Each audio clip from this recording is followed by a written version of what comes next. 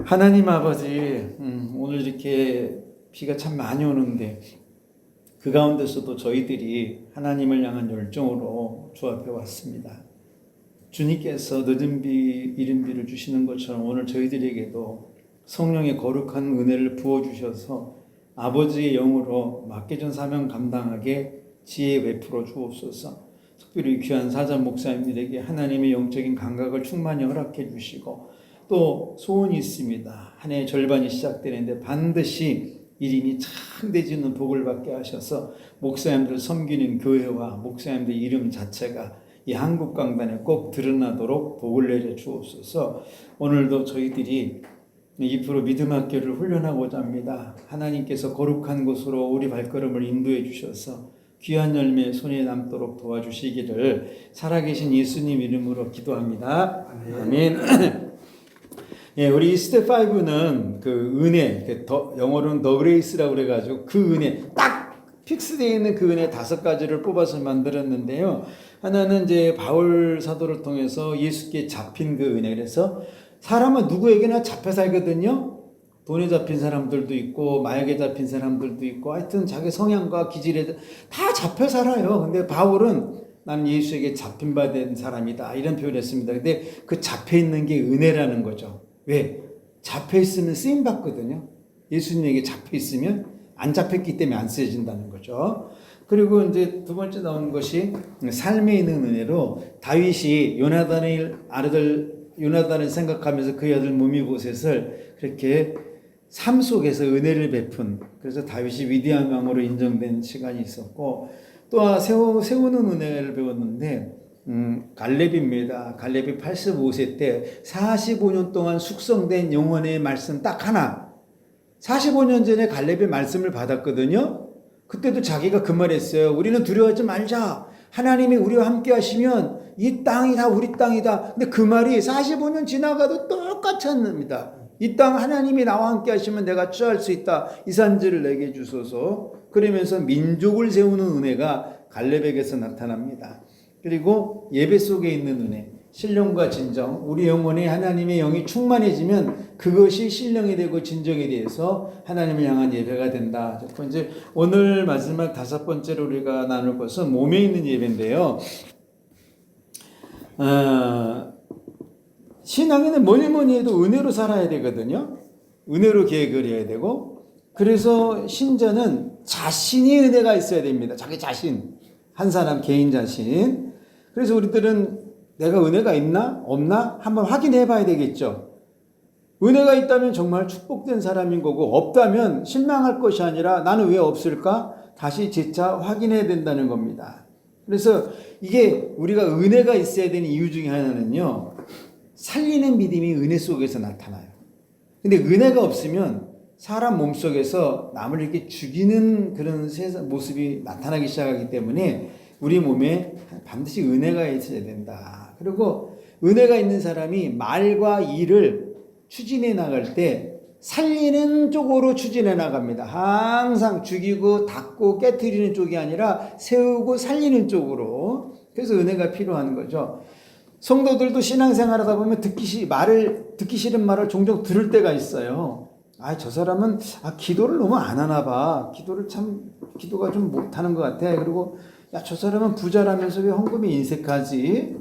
그리고 기도도 많이 한다는데 전도는 왜 안 하는 거야? 이런 소리 저런 소리 많이 듣습니다. 헌신도 잘 안 하고 이런 거. 그런데 이런 것들은요, 내가 믿음으로 재도전을 하잖아요. 빠른 시일 내에 해결할 수 있어요. 그런데 저 사람 은혜가 없어, 이 말은 참 마음이 부담이 되고 요동쳐지는 소리입니다. 신기하게 이런 말 들으면 조금 부대껴요. 다른 말보다. 신자가 은혜가 없으면요, 신자의 기본과 기초가 아직 구성이 안 된 거예요. 신자의 기초는 은혜고 신자의 기본도 은혜입니다. 그래서 이게 되어졌을 때, 그래서 우리는 이 은혜가 필요하다는 거죠. 성령 육체에 받는다고 제가 말씀드렸어요. 성령 입에다가 받는 게 아니고요. 성령은 온 육체에 부어주시는 것입니다. 그래서 전인적 변화. 그러니까 성령 받지 아니하면 전인적 변화가 어려워요. 이 은혜도 육체, 몸에 전인적으로 받아야 된다는 거죠. 왜 모세가 시내산에서 40주 40야를 있다가 내려왔을 때 백성들이 와 막 모세 얼굴을 보고 뒤로 막 주춤주춤했죠. 얼굴에 막 광채가 나니까. 그런데 그게 모세 얼굴에만 광채가 나는 게 아니고요. 모세 몸에 이미 은혜가 충만하게 흘렀기 때문에 얼굴에서 광채가 나는 것입니다. 그러니까 얼굴 뭐 화장 예쁘게 한다고 은혜다 그런 거 없어요. 몸이 은혜가 되면 얼굴은 스스로가 기쁨이 있는 겁니다. 그래서 은혜는 온몸에 흘러야 돼요.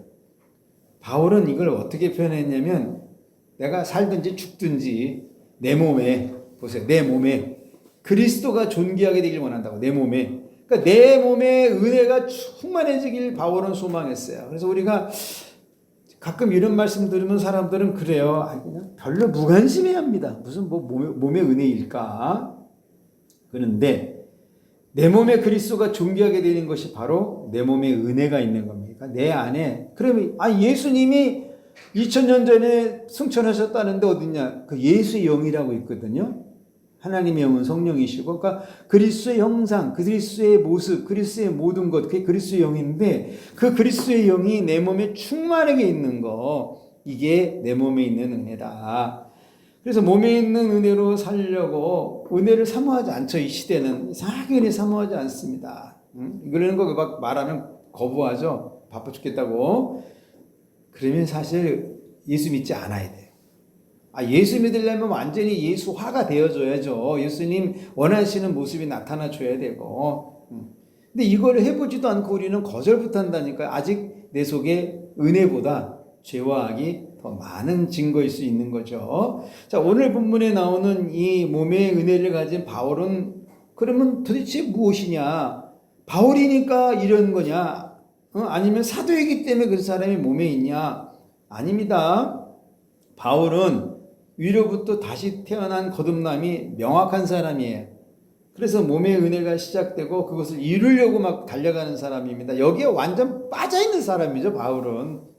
진짜 내가 위로부터 다시 태어나고 보니까 율법이 중요하지 않고 베냐민 지파 중에 태어난 그 족보도 중요하지 않고 참 근데 바울도 참 은혜죠.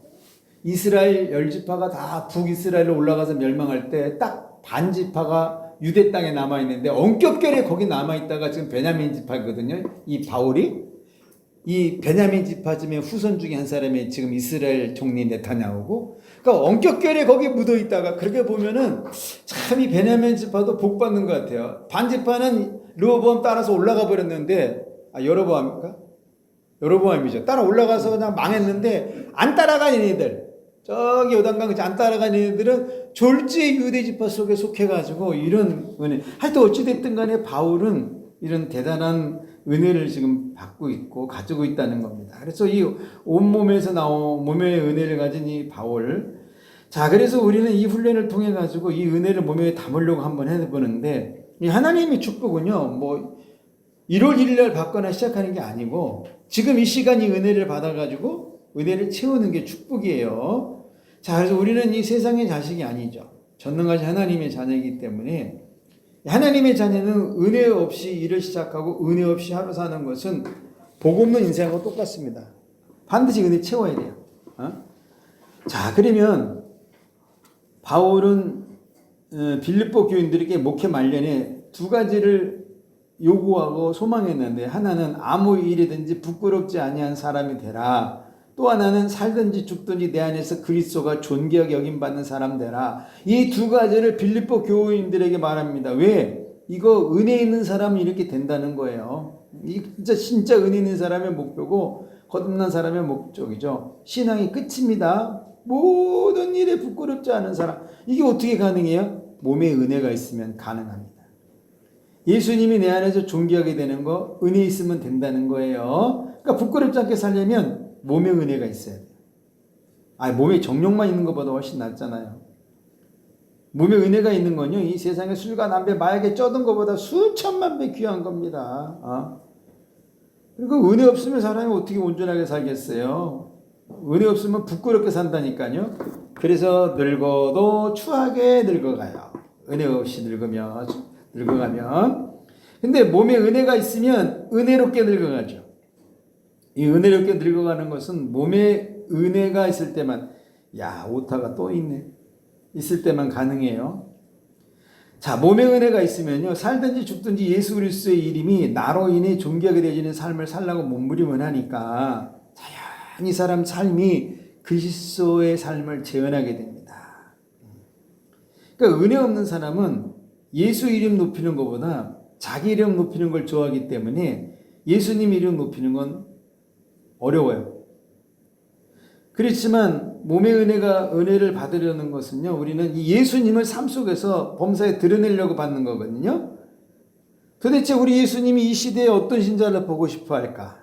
어떤 교회를 보고 싶어 할까? 성경에는 세 부류의 사람이 등장합니다. 이 땅에 태어나지 않았으면 좋을 뻔한 사람이 있어요. 가룟 유다. 몸의 은혜가 거할 공간이 없는 사람입니다. 그리고 끝에 가서는 뒤틀려요. 반드시 이 사람은 뒤틀려집니다. 몸에 은혜가 거할 수 없기 때문에 마귀가 택한 사람이죠. 교회에 큰 해를 끼치는 사람이고, 가룟 유다는 예수님을 가장 가까이서 따르면서도 그거 아세요? 은혜만은 받지 않습니다. 탁월한 능력이죠. 유다는 우리가 볼 수 없는 수많은 기사와 이적을 경험하잖아요. 그런데 은혜만은 받지 않습니다. 유다는 부모에게도 필요 없는 자식이고 하나님 나라에도 불필요한 사람이죠. 마리아가 향유 옥합을 깨워서 예수님 발을 씻어요. 그러면 야, 저런 믿음의 행위를 저 여인이 하네.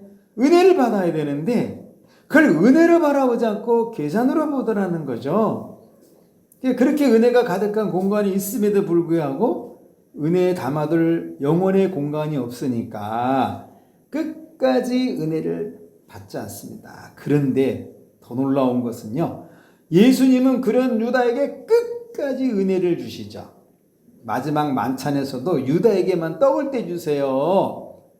열한 저자에는 한 사람에게도 떡을 떼주지 않는데 어찌 보면 특별한 사람이에요.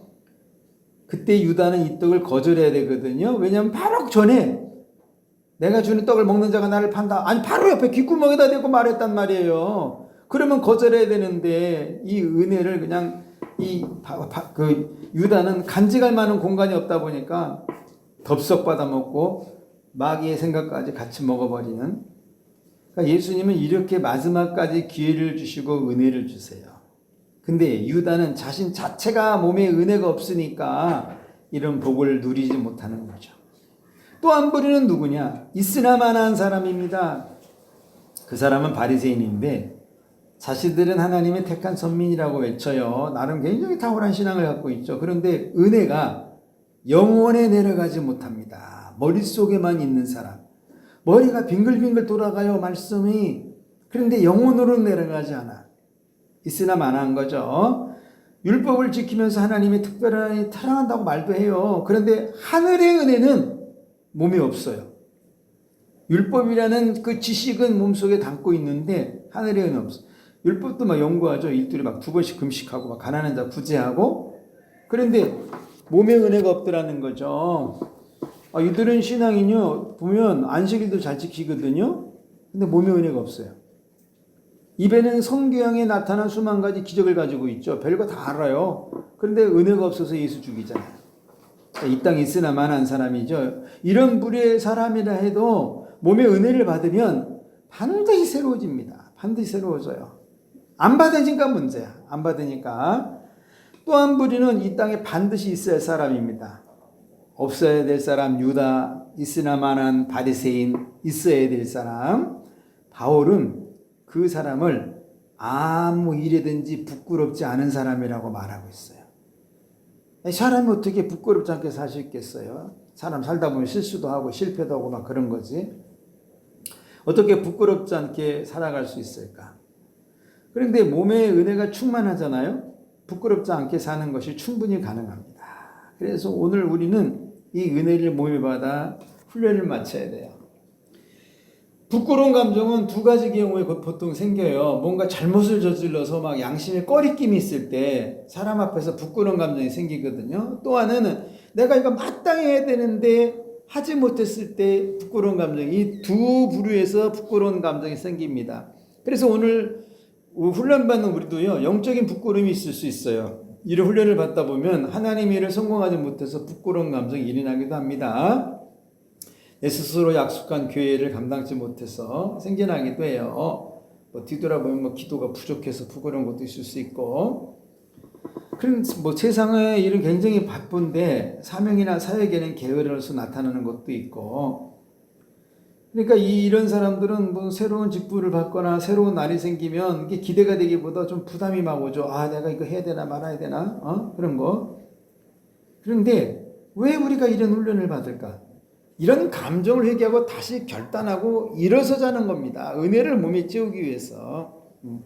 왜냐하면 이런 기회가 왔을 때 이런 감정을 해결하지 못하면 그 감정으로 인해서 성장하기도 전에 또다시 주저앉는 모습이 반복되기 때문에, 그래서 은혜는 이런 부끄러운 감정이 생긴다 하더라도 이런 훈련을 통해서 새롭게 거듭나고 새롭게 자신을 만들어내면 된다는 거죠. 그래서 은혜의 보좌 앞으로 담대히 나가서 하나님 앞에 간구하고 은혜를 채워달라고 외치고, 바울 말하잖아요. 살든지 죽든지 내 몸에 그리스도가 존귀하게 되게 해달라고. 살든지 죽든지. 바울은 이미요 죽음이 두렵지 않은 사람이에요. 죽음을 넘어선 신앙이에요. 이게 하나님의 은혜를 입지 않고 불가능하죠, 이거는. 그래서 우리도 이 하나님의 은혜를 몸에 충만히 받아가지고 남은 신앙생활을 이렇게 하자는 겁니다. 그래서 사람은 가치관과 내세관이 뚜렷해야 돼요. 왜냐하면 이런 영적인 가치관은 사람으로 하여금 은혜로 살게 하거든요.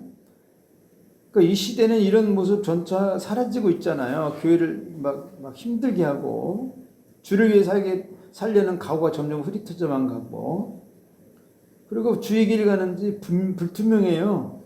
근데 우리가 이제 사무엘이라는 사람을 보면 배울 게 참 많죠. 사무엘이가 왜 이렇게 나이가 먹고 하나님 앞에 가는 그날까지 버림받지 않고 쓰여졌을까? 그 이유 있어요. 사무엘은요 초등학교도 안 나온 사람입니다. 그 글씨도 잘 몰라요. 젖되자마자 엘리가 제사장으로 있을 때 받쳐져가지고, 사무엘은요 친구도 없어요. 그래서 우리는 친구는 있잖아요. 부모에게 사랑도 오래 받지 못했습니다. 엘가나는 아버지한테도 그렇고 한나라는 사람에게도 그렇고 젖되자마자 하나님 앞에 바쳤기 때문에, 그러니까 사무엘은요 놀아도 하나님 안에서 놀았어요. 잠을 자도 하나님 안에서 잤고 밥을 먹어도 하나님 안에서만 먹었어요. 그래서 사무엘은 어찌 보면 어린 시절 너무나 불쌍하고 불행하거든요. 늘 혼자이니까 대화할 상대가 없어. 사람도 없고. 그런데 이 사무엘은요 단 한 번도 하나님을 떠나지 않았습니다. 하나님의 일을 멀리하지도 않았어요. 그래서 사무엘 몸에는 아이 때부터 은혜가 머물기 시작합니다. 아이 때부터. 그래서 하나님은 그 사무엘을 떠나지 않은 거예요. 몸속에 은혜가 계속 있으니까. 그래서 그를 붙들고 이스라엘을 세우기 시작하는데 가장 위대한 일 하나 하잖아요. 사무엘이란 사람 손을 통해서 이스라엘 땅에 다윗이라는 왕이 세상에 등장을 합니다. 결과는요 과정에서 나와요. 그러니까 과정이 바르지 못하면 결과도 바르지 못한 거죠. 자, 그래서 우리는 이 과정 전체를 몸에 있는 은혜라고 말하거든요. 우리 이 프로그램은 내 과정. 그러니까 지금 훈련받는 이 과정도 뭘까? 몸에 은혜를 담는 시간이죠. 이 과정은 사명을 수시로 깨닫게 하는 뿌리 같은 거기 때문에, 자, 그래서 그걸 몸에 있는 은혜다 이렇게 말합니다. 자, 우리는 그러면 어떠냐? 이거 유별난 게 아니에요. 정상적인 삶입니다. 몸에 은혜 있는 게. 하나님께서 나에게 주신 목적과 사명이 분명히 있는데 은혜 없이 산다면 그게 부끄러운 거거든요. 그러니까 우리는 있으나마한 사람 되면 안 됩니다. 필요 없는 사람 돼도 안 되고, 항상 몸에 은혜가 있는 사람이 되어서 이 땅에도 필요하고 하나님께 필요한 사람으로 출발해야죠. 그래서 깨달음을 통해 내 몸에서 은혜가 나오는 것이 인생의 최고의 삶입니다. 이제 그날이 오늘이겠죠. 자, 내가 하나님의 은혜를 몸에 이루는 날이 복 중에 최고의 복을 받는 날입니다. 그래서 성경에도, 신약 성경에도 성령의 충만함을 받아라 그렇게 했습니다. 아이고 비우는데. 네, 그래서 성령의 충만함을 받아라. 이게 이제 몸에 있는 은혜 중에 최고의 복이다. 그래서 이 몸에 있는 은혜가 있는 신앙생활은 이 시대에 참 필요한 거죠. 바울은요, 주님이 어떤 사람을 보고 싶어 하는지를 말하고 있어요. 몸에 은혜를 받아서 부끄럼 없이 사는 그 사람. 왜? 몸에 은혜가 있잖아요. 예수 그리스도가 나타납니다. 이건 둘이 붙어 있어요. 비례해요. 진리이고. 몸에 은혜가 없잖아요. 악이 나타나든지 죄가 나오기 시작합니다. 몸에 은혜가 있으면 예수가 보여지기 시작해요. 그래서 머리의 은혜는 깨달음을 주고 몸의 은혜는 변화를 향해요. 자, 우리 갈라디아서 2장 20절 한번 같이 읽어볼게요. 내가 그리스도와 함께 십자가에 못 박혔나니 그런즉 이제는 내가 것이 아니요 오직 내 안에 그리스도께서 사시는 것이라. 이제 내가 육체 가운데 사는 것은 나를 사랑하사 나를 위하여 자기 자신을 버리신 하나님 아들을 믿는 믿음 안에서 사는 것이니라. 네, 아멘. 바울은 이미 얘기했어요. 내 안에 그리스도가 사는 거라고. 그게 몸에 있는 은혜거든요. 자, 그러면 관점을 한번 보겠습니다.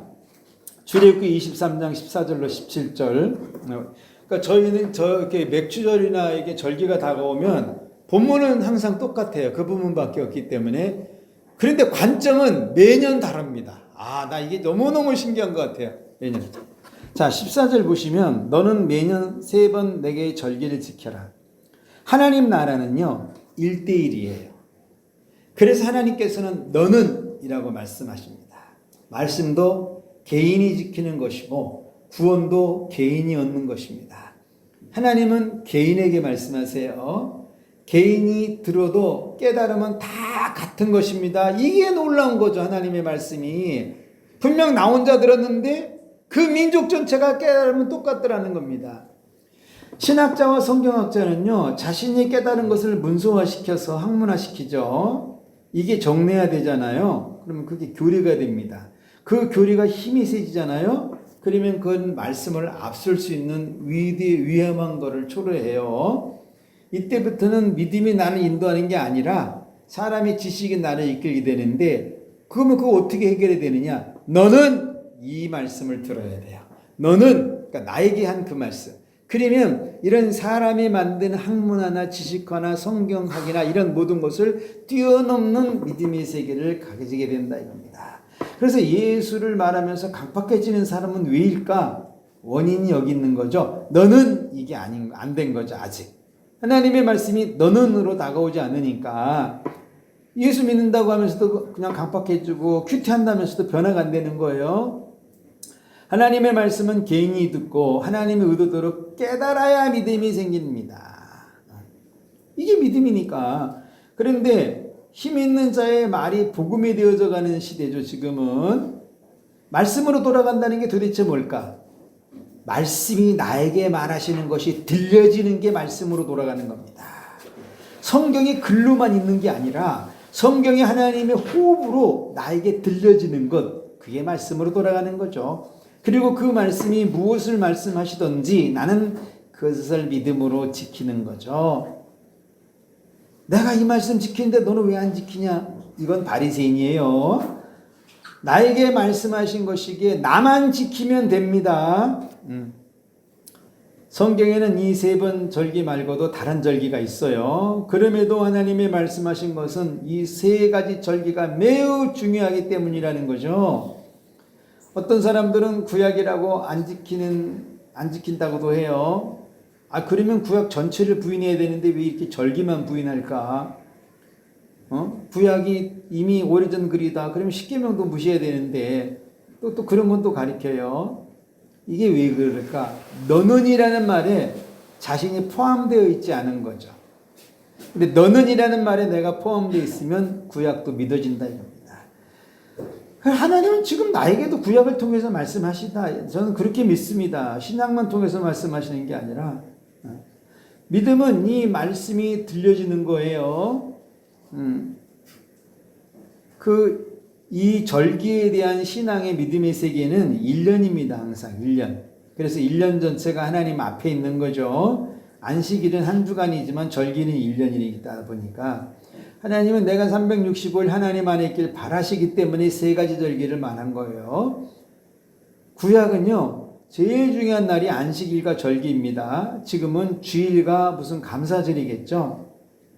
절기가 구약의 일이라고 안 지키는 경우도 있어요. 요즘에 목사님들 보면요. 교회도. 제가 볼 땐 거듭나지 않았을 확률이 매우 높아요. 천주교 맥주절 지키는 거 봤나요? 안 지킵니다. 우리는 율법적 신앙이 아니에요. 믿음으로 신앙생활하는 자예요. 그 믿음이 무엇이냐? 구약 정신을 계승하는 거죠. 구약 정신. 너는 무교병의 절기를 지키라. 내가 내게 명령한 대로 아비벌 정한 때 이래 동안 무교병을 먹을지니라. 15절에 보면 그 절기 중 첫째는 무교병을 먹는 무교절인데요. 아무 맛도 없는 무교병 먹는 날이에요. 이거 먹을 것이 없어서 먹는 게 아닙니다. 가난해서 먹는 것도 아니고. 그럼 왜 먹냐? 뭐 하나님이 먹으라고 해서 먹냐? 뭐 물론 그럴 수도 있어요. 그런데 이 무교병을 먹잖아요. 먹는 것에 대한 감사가 저절로 일어납니다. 이 무교병을 먹을 때. 그래서 이 무교병을 먹는 거거든요. 물론 성경학적 말로는 유월절을 기념하기 위해서 먹는데 그 무교병을 먹는 그 순간에 와, 내가 지난날 먹었던 모든 음식이 하나님이 주신 것이네. 이게 깨달아진단 말이에요. 그래서 이 무교병을 먹는 거죠. 지금까지 나에게 음식을 먹여주신 분이 하나님이네. 이것을 깨닫고 드리게 되는 절기가 바로 이 맥주절의 정신에 포함되어 있다 이것입니다. 그래서 사람은 1년에 한 번쯤은요 큰 감사가 필요해요.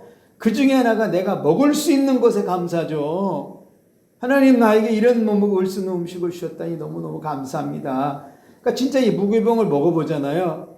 야, 하나님 내가 그동안에 인스턴트, MSG 겁나게 좋은 음식 많이 먹어서 감사합니다가 절로 나온다니까요. 이거 먹어보면.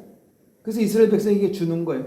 심지어 이 무교병도 하나님이 주셔야 먹을 수 있는 것을 깨달아집니다. 이렇게 맛없는 것도 하나님이 주셔야 먹을 수 있구나. 그러니까 무교병처럼 아무 맛도 없는 것이 사람을 깨닫게 합니다. 그렇다면 거듭난 우리는 정말 많은 사람들에게 깨달음과 은혜를 끼친다 이겁니다. 아니 맛 하나도 없는 빵도 사람을 깨닫게 하는데 예수 안다는 우리는 더 많이 사람들에게 은혜를 끼쳐야죠. 교회 다닌다면 말할 것도 없고 은혜 받았다면 더더욱 말할 것도 없고 이 세상에 무교병도 은혜를 끼치는데 인간인 우리가 은혜를 못 끼친다? 좀 돌아봐야 될 필요가 있는 거죠. 절기는 그런 개념이 녹아 있습니다. 늘 제가 말씀드리지만 절기는 하나님이 정하신 때예요. 다른 날은 유교병을 먹어도 이날만큼은 무교병을 먹어라. 그것은 애굽에서 구원하신 그 하나님이 잊지 않기 위함인데, 그러니까 이 믿음은요 1년에 한 번은 나를 구원하신 하나님을 깊이 생각하는 때가 있어야 한다는 겁니다. 그게 저는 이 세 절기라고 봐요. 하나님은 내가 구원받는 날을 기억하라고 하시거든요. 그러니까 적잖은 신앙인들이 자신이 예수님 만날 날이 언제인지 잘 몰라요. 걱정할 거 없어요. 아유 나는 예수님 만난 날이 언제인지도 모르는데 도대체 그럼 어떡하느냐. 그냥 교회 나와서 신앙생활 하다가 예수 믿는 경우도 상당히 많거든요. 그럼에도 믿음은 자신이 예수님 만난 날을 알아야 되고 아는 겁니다. 그래서 하나님이 뭘 하셨느냐? 주일을 주셨어요. 주일은 예수님 부활을 기념하여 예배를 드린 날임에도 불구하고 내 죄가 완전히 사해진 날을 인정하는 날이기도 합니다. 그래서 우리는 이날 나를 구원하신 예수님을 생각하는 거거든요. 주일날 매주일. 그래서 내가 예수님을 만난 날을 잘 몰라도 이 주일날 날 구원하신 예수님을 생각하며 하나님을 예배하는 게 바로 무교절 정신의 예배인 거죠. 하나님은 이날 빈손으로 나오지 말라 하셨어요. 네, 다른 절기는 열매 하나를 가지고 온 가족이 대신하는 경우도 있는데 근데 무교절은 한 개인이 자신의 구원을 감사하는 것으로 각자가 드려야 했습니다. 이 시대에는 뭐 부활절에 막 빈손 들고 나오는 사람도 종종 있는데 될 수 있으면 이런 절기에는 헌금이 좀 풍성한 게 좋죠. 나가 이런 그 은혜 가운데 있으니까. 자, 그리고 이제 16절에 보시면 맥주절을 지키라. 이는 내가 수고하여 밭에 뿌린 것에 첫 열매를 거둠이니라. 수장절을 지키라. 자, 두 번째 절기는 맥주절이에요. 이 시대는 이 절기를 잘 안 지킵니다. 부활절과 추수감사절은 굉장히 크게 세게 하는데 맥주절은 대충 이렇게 해요. 이유가 있어요. 그렇게 하는 이유가. 맥주절이 왜 희미할까? 그것은 맥주절이 오순절 성령 강림절과 겹쳐있기 때문에 그렇습니다. 구약의 성경상으로. 그러다 보니까 7월의 첫 주에 첫 번째 주에 이거 드리는 게 본인 신앙 사상상 안 맞으니까 잘 안 해요. 그럴 수도 있어요. 근데 7월 첫 주에 절기를 지키라는 성경 구절이 어디 있는데 지금 제가 못 찾아가지고, 그럼에도 신앙 교육을 위해서 맥주를 지켜야 돼요. 이때를 기점으로 절반의 재도전이란 이름으로 교회마다 무언가 새로운 행사를 꾸미는 거죠. 그러니까 성령 강림절은 부활절 이후 50일이 지난 주일에 드리면 되지만, 그럼에도 맥주절은 한 해의 절반이라는 것을 가지고 하면은 신앙 성장에 교육 효과를 가져옵니다. 근데 이 시대는 이제 종교주의자들이 웬이온지 모르지만 이걸 좀 기피하는 경향이 있더라고요. 안 지키는 경우도 너무 많고, 신학의 영향도 있고 하지만 선배 목사님들에서 안 배워 사는 그런 경우도 있어요. 그리고 이 시대는 자기소개는 옳은 대로 행하다 보니까 안타까운 일들이 참 많이 벌어집니다. 교회는 이런 것을 목회적 차원으로 성도를 교육해야 돼요. 목회적 차원. 영성 없는 사람을 불러서 교회에 잔치하는 것보다 훨씬 낫습니다. 그냥 아무개 불러가지고 행사 한번 하고. 성경에 기록된 말씀을 근거로 성도를 깨닫게 하는 게 훨씬 좋은 일이에요. 그러니까 사람이 이날을 거절해도 성경은 이날을 지키라고 있습니다. 우리가 안 해 이런 것 아무리 따져도 성경은 그냥 그대로 수천 년 전부터 지금까지 지키라고 말하고 내려오고 있어요. 지금까지. 맥주를 지키라. 하나님이 지키라. 그냥 쭉 누가 뭐라 그래도. 그래서 이 맥주를 지키는 것은요, 첫 열매를 맺게 하신 하나님께 감사를 표하는 겁니다. 나에게 첫 열매. 왜? 그 땅은 사람의 힘으로 열매 맺기 어려운 곳이에요. 하나님이 열매를 맺게 해주셔야 하는 땅이죠. 근데 우리는 이런 거를 감각적으로 잘 못 느낍니다. 내가 힘들게 안 살아봤기 때문에 잘 몰라요. 그래서 한 해의 절반에 하나님께 영광을 돌리라고 의도적으로 이걸 가르쳐 주는 거죠. 그 땅에서는요, 이 절반도 먹기 살기, 쉽게 말하면 1월부터 6월달까지도 먹기 살기가 매우 어려운 땅이거든요. 어려운 곳이고, 수고는 분명히 내가 해요. 그런데 열매 맺힐 수가 없어요. 근데 이 절반쯤 다가왔을 때 하나님이 열매를 맺게 하셨다는 거죠. 자, 그런 땅에서 첫 열매를 거두는 것도 하나님의 은혜다 이겁니다. 그 땅은 첫 열매를 맺기 전에 다 타들어가 버립니다. 열매를 맺힐 수가 없어요. 비도 안 오고 그러니까. 그런데 하나님은 친히 한 해의 절반이 가기 전에 첫 열매를 맺게 하셨다는 거예요. 이게 뭐 볼일 수도 있고 미룰 수도 있는데 어찌됐든 간 6개월 안에 열매를 맺게 하셨어요. 그러니까 하나님의 은혜고 하나님의 기적이고 하나님의 축복인 거죠. 그 손길을 잊지 말라. 그래서 처음 맺혀진 그 열매를 가지고 나에게 절기를 지켜라. 그게 맥주절이다. 이런 개념으로 접근하시라는 거예요. 그래서 이스라엘은 6개월 버티는 것도 어려워요. 열매를 맺힐 수가 없기 때문에. 그래서 이 한 해의 절반에 첫 열매를 주신 하나님께 감사를 드리는 거죠. 이게 바로 맥주절이기 때문에 우리가 이런 정신을 좀 알자는 거죠. 정신을. 교회가. 그래서 맥주를 지키면 하나님은 반드시 뭐 하세요? 남은 6개월을 보장하신다 이겁니다. 이게 목회적 관점이에요. 아, 내가 6개월 살아온 걸 하나님께 감사하니까 하나님이 나의 남은 6개월을 보장하시네. 이런 개념적인 거. 그리고 이제 수장절을 지키는 건데, 수장절은 가을이 되면 마지막 추수를 하게 됩니다. 열매고 곡식이고, 이것을 가지고 이제 겨울을 놔야 되는데, 그래서 창고에 들여 넣어요. 그래서 창고에 들여 넣었다라고 했기 때문에 수장절입니다. 지금으로 말하면 이제 추수감사절과 같은 건데, 물론 구약의 수장절과 추수감사절의 날짜는 달라요. 기독교는 이 감사절을 11월에 지키자고 결정을 했기 때문에 모든 교회가 이날 추수감사절을 드릴 뿐입니다. 그러나 이스라엘은 수장절을 지키는 날이 정해져 있어서 그렇게 하는 것이고, 그러니까 중요한 것은 이 세 절기가 하나라는 거죠. 저는 이 세 절기를 어떻게 하나로 봤느냐? 과거, 현재, 미래로 봤어요. 그래서 과거는 말 그대로 무교절이죠. 주에서 나온 날. 현재는 오늘 맥주절이죠. 하나님께 드린 날. 미래는 창고에 드리는 거죠. 천국 가는 거. 그래서 1년에 이 세 절기가 이렇게 포함되어 있는 것은 내가 1년을 살면서 내 과거도 난 봐야 되고 현재도 봐야 되고 미래도 봐야 되는 게 연속성이 있다는 겁니다. 아, 이거는 제가 어디 책에서 본 건 하나도 없고요. 그냥 저의 개인적 깨달음이에요, 다. 그러니까 목사님들이 갖고 있는 신학적 이런 거랑 맞지 않으면 쓰지 마세요. 그냥 저는 혼자서 그냥 깨달은 겁니다. 이게 저도 맞는지 틀리는지 모르겠어요. 저는 그냥 목회적 관점으로 우리 성도님들을 양육하고 성장시키고 신앙을 지키기 위해서 그냥 이렇게 가르칠 뿐이지 이거 다라고 못 박아서 하지 않습니다. 잘못하면 이단되게. 이거 다가 아니에요. 이거보다 더 좋고 더 깊은 은혜가 있으면 당장에 저도 그거 같았습니다. 근데 현재는 제가 깨달은 게 여기까지이기 때문에 이제 요 정도로. 그러니까 저는 제일 크게 은혜 받은 게 과거, 현재, 미래가 세절기로 봤다는 거죠. 제가 본 거예요, 이거. 다른 사람이 많은 사람 없고 제가 본 거.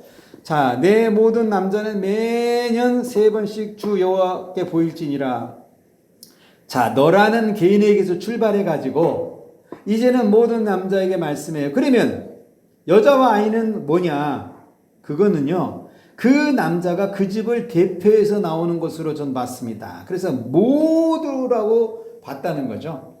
그 당시는 다 나와서 예배하는 주일 개념이 아니고 각자 집에서 지키는 안식일 개념이거든요. 그래서 절기가 되어도 온 사람이 집안에서 드렸습니다. 다. 그리고 예루살렘 성전이 지어진 뒤부터는 이 성전에 이스라엘에서 성인된 20cm, 28cm 모르지만 성인된 모든 남자는 그 집을 대표해서 하나님 앞에 나와서 얼굴로 보입니다. 이 세절기 때. 이때부터 성전 신앙이 세워지기 시작해요. 성전 중심 신앙. 그러니까 어디에 살아도 절기 때가 되면 무조건 가야 돼요. 무조건 가야 돼. 그래서 절기 때가 되면 예루살렘 성전은 장사진을 이루죠. 비둘기 파는 자, 돈 바꾸는 자, 이들 모두는 이 절기에 말 그대로 딱 한탕 떠가지고 3개월, 6개월 먹고 삽니다. 이들은. 종교자들도 이들 뒤를 봐주고 뒷돈도 받고, 예수님이 나중에 열받아갖고 다 뒤집어 엎은 거 아니에요. 하도 그러니까. 그걸 보고 충격받은 니고데모는 밤에 찾아와가지고, 와, 하나님이 보내신 분이 아니면 할 수 없습니다. 라고 막 예수님 막 높이니까 주님이 딱 한 말씀만 했잖아요. 너 하늘로부터 다시 태어나지 아니하면 이 하나님의 나라를 볼 수 없다. 자, 이제 이게 그때 이제 예루살렘 성전이 지어진 뒤부터는 이렇게 벌어져요. 이들과 하나님과 관계없는 자들이죠. 이들은 사실 하나님과 관계없어요. 돈을 버는 자들이기 때문에 하나님을 이용해서 돈을 받는 자들이고, 아니 믿으면 그냥 보이라고 그랬으면 나 가서 얼굴만 보이면 되지 거기에 왜 이렇게 이런 것들이 많이 끼어들어가지고 여기가 복음은요, 뭔가 다른 게 섞이기 시작하면 분명히 오류가 생깁니다. 저는 그래서 복음을 신학이나 성경학이나 어떤 자기 사상적 개념이나 넣어가지고 자꾸 이렇게 튀겨 만드는 거 조심해야 된다고 봐요. 깨달음은 줄 수 있지만 영혼은 더 강팍해질 수 있거든요. 그런 걸 잘못 배우게 되면. 그 종교 지도자들도 그렇잖아요. 뒷돈 많이 준 애를 성전 문 가까이 갖다 놓는, 10m 안에는 얼마, 50m 안에는 얼마, 자기들이 정해가지고 뒷돈을 받으면서, 그러니 타락하고 이들이 무슨 기도를 하겠어요. 돈이 그냥 가만히 있으면 생기고 긁어 모아지는데. 예? 그래서 이제 이게 이 시대도 보면은 돈이 이게 오류를 많이 만들기도 하고, 복음을 자꾸 섞을 때 안타까운 오류가 만들어지는 거죠. 분명 시작은 하나님의 말씀인데 결과는 아닌 걸 보게 되거든요. 종종.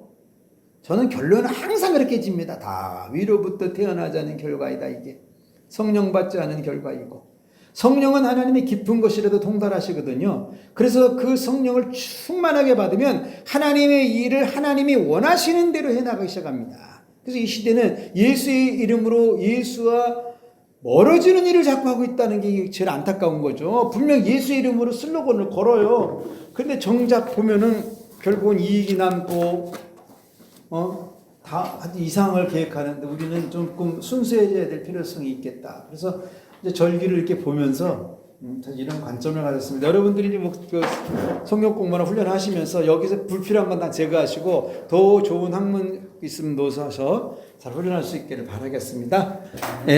기도하시겠어요? 하나님 아버지, 우리 종교 지도자들은 기도와 말씀이면 다 됩니다. 정말 뭐 그거 왜 필요할 수도 있겠지만 정말 무릎으로 성령 앞에 매달리고 하나님의 그 거룩을 영원히 부어달라고 눈물의 강을 건너면 하나님이 뭔가를 던져주시는데, 우리가 그것이 신학과 성경학에서 벗어나지만 않는다면 성도를 양육을 하는 귀한 도구로 사용할 수 있는 지혜를 내려주옵소서.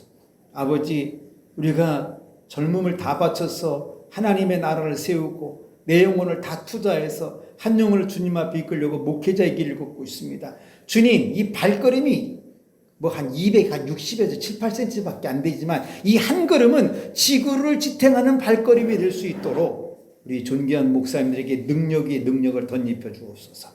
감사하며 예수님의 이름으로 기도합니다. 아멘.